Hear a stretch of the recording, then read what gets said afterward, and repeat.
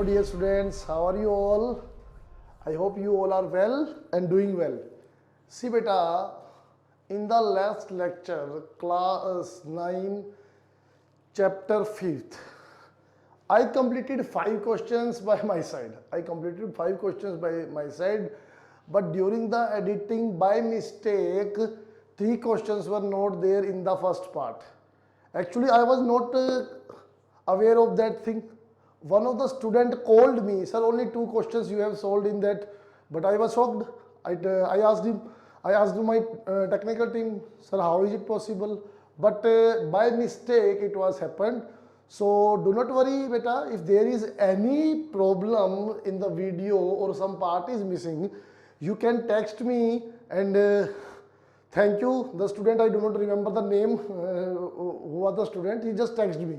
And his or her name was not there in the WhatsApp. He just texted me. He or she just texted me that there is the problem. Okay, beta. Thank you, student. And one more thing.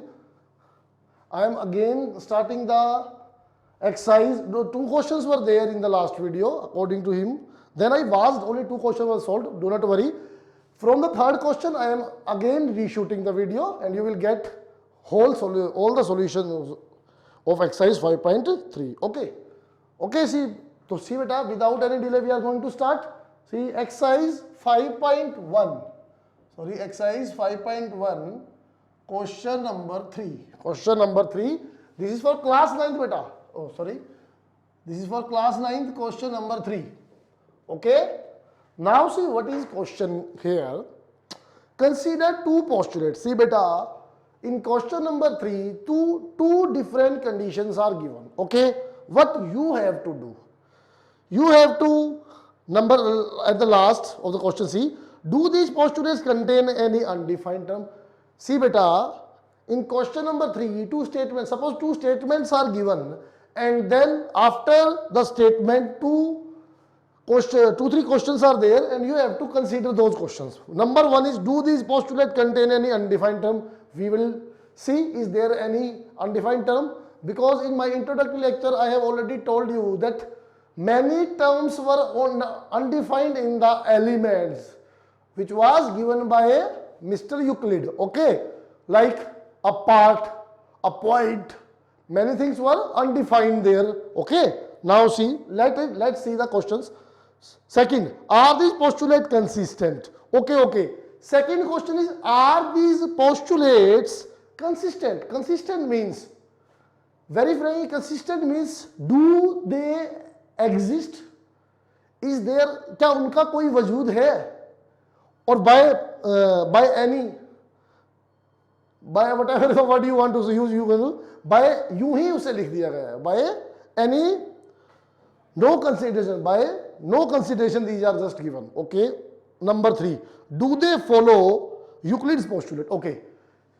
See beta, 2 postulates, or you can say statements, are written there, and about them we have to comment whether they contain undefined term or not. Number 2, whether they consistent or not. Number 3, do they follow Euclid's postulates? Okay, only 3 questions we have to do about the statements. Number 1 statement. See beta, number 1 statement. What is given? Given any 2 points. See, try to understand any 2 distinct points. 2 distinct points A and B.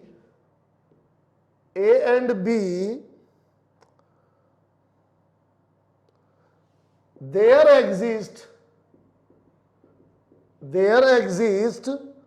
a third point C, which is in between A and B. See beta, first we are going to solve first postulate. The 3 questions asked, I will write the 3 answers here about this postulate only. Okay, see, what is the statement? Now try to understand the statement, students. Please pay focus, pay attention. Given any two distinct points. Two distinct points are given. Suppose A and B. Two different distinct points are given. Okay, then see.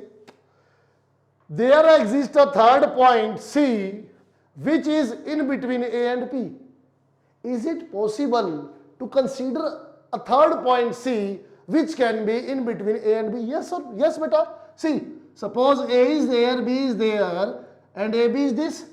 In between there can be a point C. Yes or no? Yes, there can be a point. The second question about the statement is whether this postulate is consistent. Means its existence is possible or not. Yes, beta, it is possible. The second answer is yes. It looks, it seems consistent. Or in other words, you just remove the word seems. Yes, it is consistent.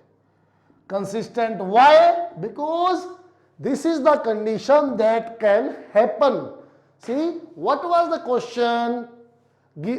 Two distinct points are there given A and B, and a point C can be there in between A and B. Yes or no? Yes, this condition can be occurred. That's why this postulate is consistent. Okay, question number 3, part first. Second question I have answered.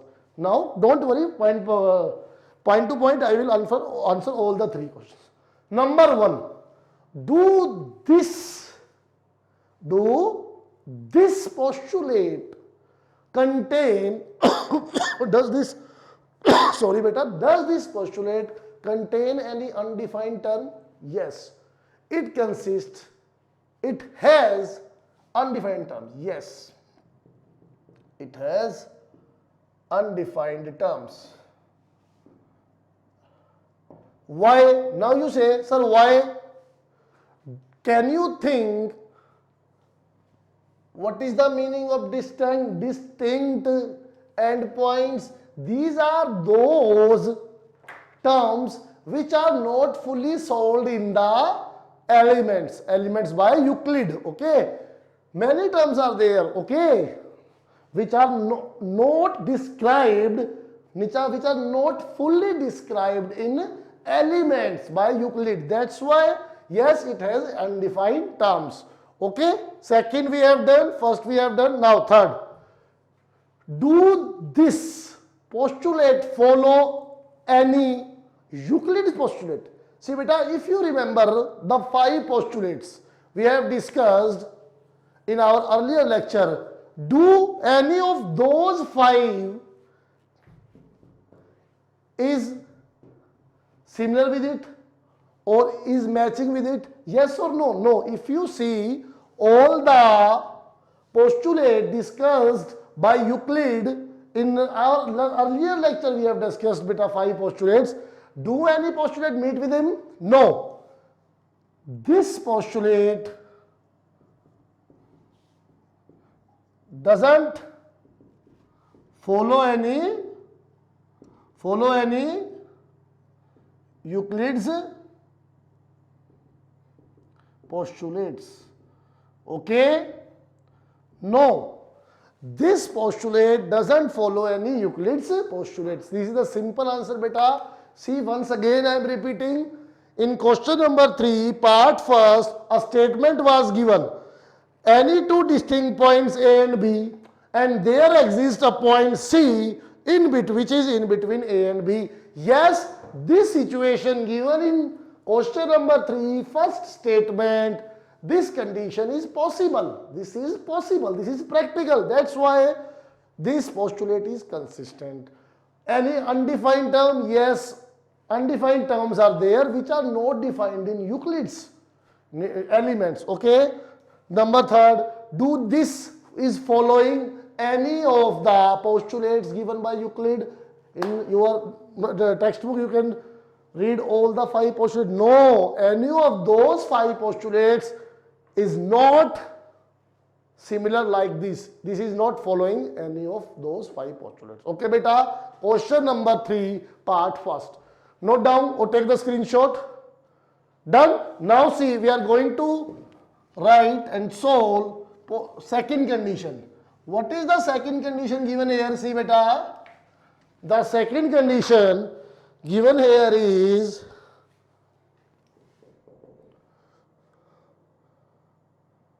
there exist at least 3 points that are not on the same line. See beta, here the statement is there exist at least 3 points that are, those are, or you can say, or not on the same line. Yes, it can be. It can be beta. Let me give you an example. Suppose A, B is the point which is on line, and C, a third point can be there which is not on the same line. Yes or no? Yes, this postulate is consistent. Why? Because the given condition is followed, is practical. See beta, there exist 3 points. See, 3 points that are not on same line. क्या ऐसा हो सकता है कि 3 point हो और वो same line पे ना हो एक प्लेन में? Yes, it is possible. This is the plane where a line is passing through 2 points, and this is the third point on the plane which is not on the line. Yes, it seems consistent. Yes, this postulate is consistent. Okay beta. Number 1. Is there any term which is not defined in elements according to Euclid's element? Yes. See beta, this term is not defined, this term is not defined, this is not partially defined, this is partially defined, this is not defined. Yes, there are terms which are undefined. Yes, there are terms which are undefined in the Euclid's geometric elements. Number 3, see, any of the 5 postulates is followed by this line? No. Any of the 5 postulates is not followed by this. Therefore, no, this doesn't follow any of the postulates given by Euclid. Okay, yes or no? Done beta. So question number 3 was also very theoretical. Totally theoretical concept is there in chapter 5. So beta, do not worry about the chapter. When we will start the material from the very next video, from the tomorrow, you all will get the regarding. Okay, definitions, each and every first lecture for chapter 6, I will give each and every single definition of the modern era that will make you understand chapter 5 and it will withstand with all the geometrical portion, chapter 6 to chapter 10. Do not worry. Chapter 11 also. Done? Take the screenshot. Okay, now see, we are going to solve question number 4. Question number 4 given statement is, let me see, if a point C lies between 2 points A and B and AC is equal to BC, then prove that AC is half of BC. See beta, question number 4, what is given here? There is given, what is given here beta? What is given here?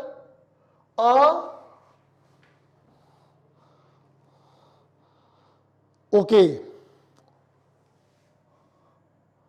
a point C is lying in between 2 points A and B such that AC is equal to BC. This is given, beta. What is given in question number 4? A point C is lying in between A and B, 2 points A and B, such that AC is equal to BC. It means C is on AB. Okay. Then what we have to prove? We have to prove that, what we have to prove, beta? We have to prove that AC is half of AB. We have to prove that AC is half of AB. See beta, so simple. What will be the proof? See beta, suppose this is A, this is B. Because these are given na, A and B, 2 points are given, and C is lying in between A and B, such that this portion is equal to this portion. AC is equal to BC. Then what we have to prove? AC is equal to half of B. If see practically, see beta, this is 5, it is 5, the whole will be 10, yes or no, and 10 is double of the 5 and 5 is half of the 10. So, but how we write here? See, you all know, you all are aware of this funda, but how to represent your question? See beta, how to write the question solution? Proof. As AC, as AB can be written as AC plus CB. Yes or no? Yes or no here? Let me have some space. I am starting from here. Okay. See. As AB is equal to AC plus BC. Yes or no? Why? From figure. From figure you can write. Okay, from figure AB is equal to AC plus BC. Now see, AB can be written as AC plus, and I am writing BC as AC. Why? Because BC is AC. This is given beta. AC and BC are equal. Therefore, in place of BC, I can write AC. See from here, AB is equal to 2AC. Yes or no? AB is equal to 2AC, and therefore can I write AC is equal to 2 will be shifted towards left. Therefore yes, hence proved. Hence proved what we have to prove. So simple question it was. See beta, this was the given condition and it was the to prove condition. We draw the figure, and from the figure we can see AB is equal to AC plus BC. Okay, because he is on AB. AB can be written as AC plus BC, and BC is equal to AC. Why? Because BC is equal to AC was given. Okay, therefore AB is equal to AC plus AC, 2AC, and 2 shifted towards right. AB is equal to half of, AC is equal to half of AB. I have written here, hence proved. So simple beta, take the screenshot. Done. Now question number 5. See beta, all these questions I discussed yesterday, but again I have to write. In question number 5, C is called a midpoint of line segment AB. Prove that every line segment has only one midpoint. Okay, yes, every line has one midpoint. See beta, question number 5. See, in question number 4 we have proved AC is equal to AC, then AB will be half of, yes. Now see beta, question number 5. What is given? See beta, first you understand the question. Suppose AB is the line segment and C is its midpoint. Then what will be the condition? AC is equal to CB. Okay. Suppose I am considering that there is another point P which is midpoint. From here what will happen? AP will be equal to PB, yes or no? Okay, because C is the midpoint, AC and BC will be half of AB. If we consider P is the midpoint, in this case this is also will be half of AB. Half of AB. From here, can we write AC is equal to AP? Yes, AC is equal to AP, but that condition is if P and C coincide. This is possible if and only if P is not here, P is on C. Okay, this is possible. A distance midpoint on this is possible only on the case where P is coinciding with C. That's why the line segment has only one midpoint. See, what is given? I am writing here a line segment AB. A line segment AP. Okay. C is the midpoint of AB. This is the given curve. Okay. To prove C is the only midpoint of AB. Midpoint of AB. C is the only midpoint of AB. Other point has to be, want to be midpoint of the AB, then it should be coinciding with C only. Okay, now see, proof C beta, proof. What I am writing? I am writing proof here. See, suppose, see, let P is any point on AB such that P is midpoint of AB, or you can say it will little bit seems odd, you can say on AB such that AP is equal to PB. What does it mean? It means P is the midpoint of AB. Okay. Let P is any point on AB such that AP is equal to PB. Or you can say P is the midpoint. Let you consider P is any point which is midpoint of AB. It's your language. Use your own language. Don't worry. See, now as C is midpoint of AB, Y given, therefore AC is equal to BC is equal to half of AB. Okay, okay. Here you write let P is midpoint of AB. Sorry, I wrote here of AB such that AP is equal to AB. From here you will be writing half of AB. Yes or no? Let P is midpoint of AB such that AP is equal to PB, and both these will be half of AB. This is equation 1, suppose. And C, as C is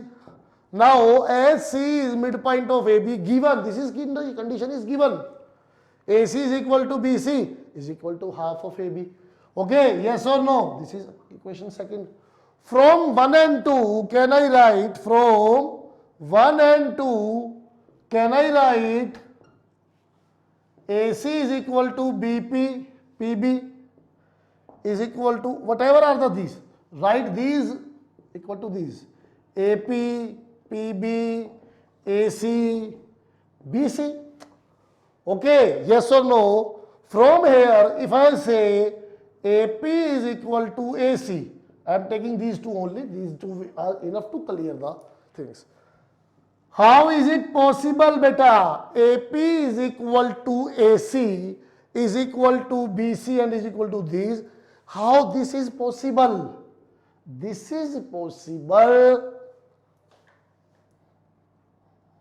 Write all four. Why I am saying this, beta? See, suppose point P was considered on here. AP is equal to AC. Okay, but P will not be the midpoint of AB here, na? Because P should be inside AB. It should be the internal part of AB. Okay, that's why I am writing this condition. From 1 and 2, it will be there. This is possible. This is possible if and only if P and C are same. ये कब possible है? जब P और C same हो. This is possible if P and C are same, or you can use the word coinciding.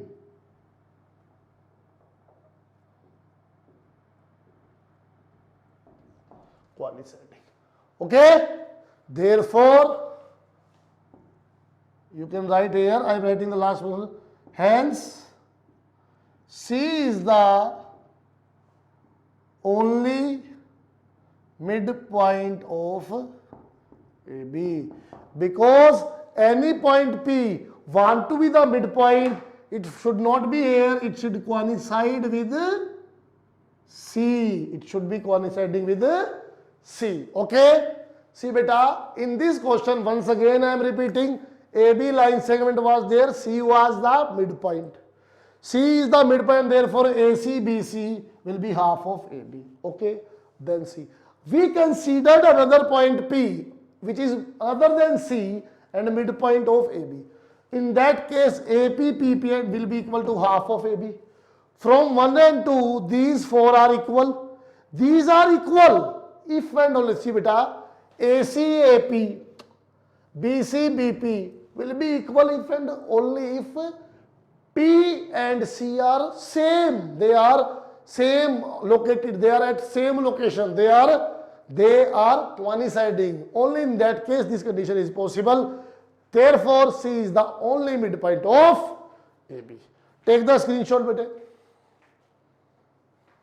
Now question number 6. Now we are going to discuss question number 6. See what is given in question number 6. You all read the statement till now. Till then I am roughing the board. Okay, see question number 6. In figure 5.10, AC and BD are equal. Prove that. See beta, directly I am solving this because all things are mentioned here. Here is a figure given like this. AD, BC. What is writing here beta? In the given figure, AC and BD are equal. Okay beta, what is given here? According to figure, in the figure. What is given here? In the figure, AC is equal to what was the statement? AC is equal to BD. Okay, and what we have to prove? We have to prove that AB is equal to CD. We have to prove that AB is equal to CD. See beta, what will be the proof? So simple is this beta. You all can write AC is equal to BD. See beta, AC is equal to BD. Why given? This is given, yes or no? This is given. AC is equal to BD. Now see what is AC? AC is AB plus BC. AB plus BC. AC is AB plus BC. Here BD is BD. BC plus CD. BC plus CD. Yes or no? Okay. AB plus BC is equal to BC plus CD. Okay. Now if we see AB plus BC, if I shift BC towards left, keep this here, these are cancelled. Okay beta, AB plus BC shifted, we shifted BC toward there, BC will be cancelled. From here we got AB is equal to CD, yes or no? We got AB is equal to CD, and it was to be proved, hence proved. Hence proved. Okay beta, done. You can take the screenshot. Done beta. Now next question. See what is question number 7. Question number 7. Why is axiom 5 in the list of Euclid's axioms considered a universal truth? Note that the question is not about the fifth postulate. Okay. See beta, what was the fifth axiom? The whole is greater than the part. The whole is greater than the part. Why it is considered as universal truth? See beta, question number 7. It is so simple. If you write here, yesterday I gave you examples. Yesterday I gave you example. Let me see, something is there using which I can give you an example. Whatever is. Suppose this is the paper. No? This is the paper. Okay. Now see what I am saying. This is whole, yes or no? This is whole. Okay. This is whole. Now I want to cut a piece of this. I want to take a part of this. Suppose see, I am taking a part of this. Whatever is the shape. Okay, leave it. Just try to understand the concept. Is this part greater than the whole? See beta, whole was like this. Okay? Consider it like whole. Okay. Now this is the part, and I am considering this as a, okay. This is the whole. Now see, is it possible for this part to be greater than this? Yes or no? Whatever is the condition beta, when we are taking a part of the whole, it can't be greater than the whole. Yes or no? Okay. The part is always less than the whole. You got my point? Done? See? How will you write it?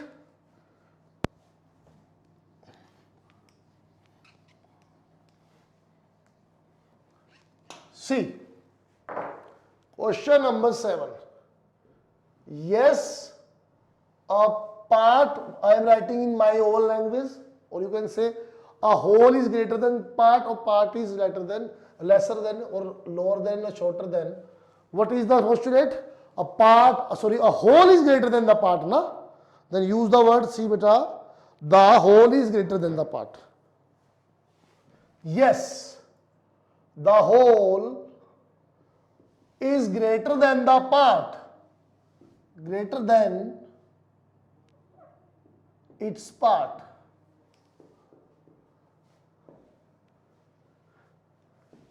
And it's a universal truth. It's a universal truth. Why? Because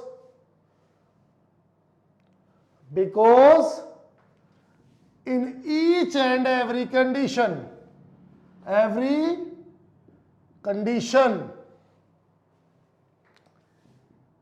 this is followed. Yes or no? See beta, what I am saying, I have given you the example that the part can never be greater than the whole. Okay, if this is the whole, this is whole, I am taking any part, suppose this is the whole, and I am taking this part. This is part and this is whole. At least something is removed from the whole and part is formed. It means this part is lesser than the whole. When I am joining these two parts, this is whole. Now this is removed. This is less than the whole. This is the part of whole and less than the whole. Okay, you just write in your own language, use your own language. My motto was to make you understand the funda, and I think you all have understood the funda. Use your own language, you are free. Don't worry beta. Okay, see, question number 7 we have done. Now we are going to deal with exercise 5.2. Okay, before that any no, nothing is given. Okay, see beta, exercise 5.2 I am directly starting, so that only 2 questions I have seen there. What does it mean? It means it will be the last lecture for chapter 5. Okay, and once again beta, it's a request, watch the video at least 2-3 times to make you understand the concept, because this is the theoretical concept and we have to relate this again and again with the practical fundas, then it will work. Okay, done. See, exercise 5.2. Exercise 5.2. Question number 1. How would you write Euclid's fifth postulate so that it would be easier to understand? Okay, fifth postulate. See beta, what was the fifth postulate? If 2 lines are like this and a transversal is falling on them, then the side on which the sum of angles is less than 180 or less than 2 right angles, on that side they will meet. On producing the lines on that side, if we produce the lines, they will intersect. Okay, it was the fifth postulate. Here it is written that you have to write this in your own language. Write this on your language. Simple beta. What will you say? What I am using language is my choice. Whatever the language you want to use, it's your choice. See beta, fifth postulate. Once I am reading the fifth postulate again in front of you, the exact wording I am using. If a straight line falling on 2 straight lines makes the interior angles on the same side and it taken together less than 2 right angles, then the 2 straight lines, if produced indefinitely, meet on that side only the sum of angles is less than 2 right angles. Okay, now use your own language. I am using my own language. Do not worry and do not try to copy anything. You are free. See beta, what I am writing. If a line is falling on 2 lines and sum of interior angles is 180 degree, the lines will never meet. Will never meet. Okay? What I am saying, if the line is falling on on 2 straight lines, 2 lines, if a line is falling on 2 lines and the sum of interior angles is 180 degree, whether these are interior angles or these are interior angles, if the sum of interior angles, use one more thing, angles on the same side, is 180 degree, then the lines will never meet. Then the lines will never meet. This is the line. You use your own language, na beta. If angle is less than 180 on the side, they will meet sometimes. Or you can say they will not meet where the sum of interior angles is greater than 180. I just used, if the sum of interior angle on the same side is 180, they will never meet. You can use this language. Use your own language, you are free. My motto was to give you the example so you can understand the, so that you can understand the concept. Okay. Now question number 2. What is question number 2? See beta, it is given, does Euclid's fifth postulate imply the existence of parallel lines? Yes or no? See beta. See, question number 2, I am using just these written form. if the lines of falling on the same lines and sum of interior angles on same side is 180 degree, then the lines will never meet. What is written here? What is written here? The lines will never meet means parallel lines, yes or no? Means these are parallel lines. What are parallel lines? In the last lecture I have defined lines, those never meet. Those never meet, which are equidistant throughout the distance is same throughout the lines. Perpendicular distance between the lines throughout is same, then the lines are parallel, means they will never meet. Okay? Question number 2, yes. Fifth postulate of Euclid is concerned with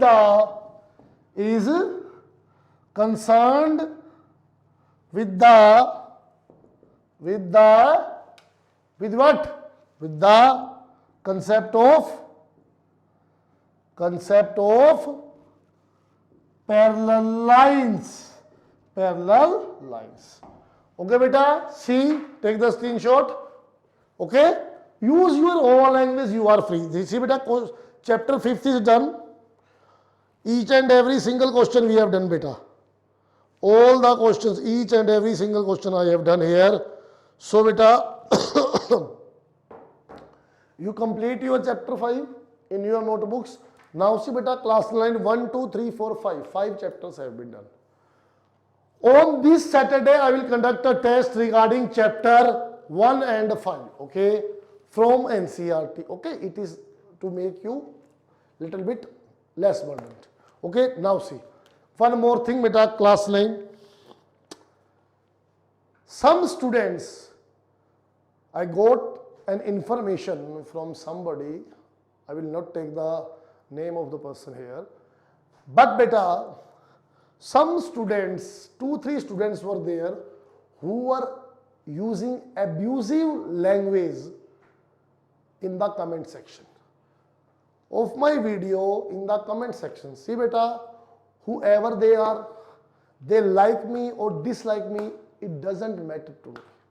I am doing my work, it's okay. It's done for me. I am doing my work honestly, it's enough for me, beta. But one thing, you are using abusing language, and even the students were fighting with a note. They were very frank, they were not abusing me. They were not fighting with me. Students were abusing each other. And very frankly, those 2-3 students all were from our academy. It's very bad, beta. It's very bad. On the open platform, all the world is watching you, beta. All the world. At least you can see all the Sikher schools, students. In Rajasthan, all over your videos are watched. And what is the deco? What is the hell this is going on, beta? From all the haters, I can expect they will write whatever they want. Leave them. We don't want. But you all are fighting with each other. You are not maintaining the decorum, and this is very shameful, beta. Please do not do such things. Okay? And one more thing, like the videos, share the videos, and give positive comments. Okay? Give comments, whatever is the problem. If you feel, you can text me personally on my WhatsApp number. You all know my WhatsApp number. But please, beta, do not show so rubbishness there. I was very shocked. Na? I got a call from someone and said, this is happening in your comment section. And then he sent me the link of the video and wife asked, and I was shocked. The students are abusing each other. Sorry, beta, but this is very bad. And you should not behave like those duffers. Okay? Have a nice day, beta. Okay?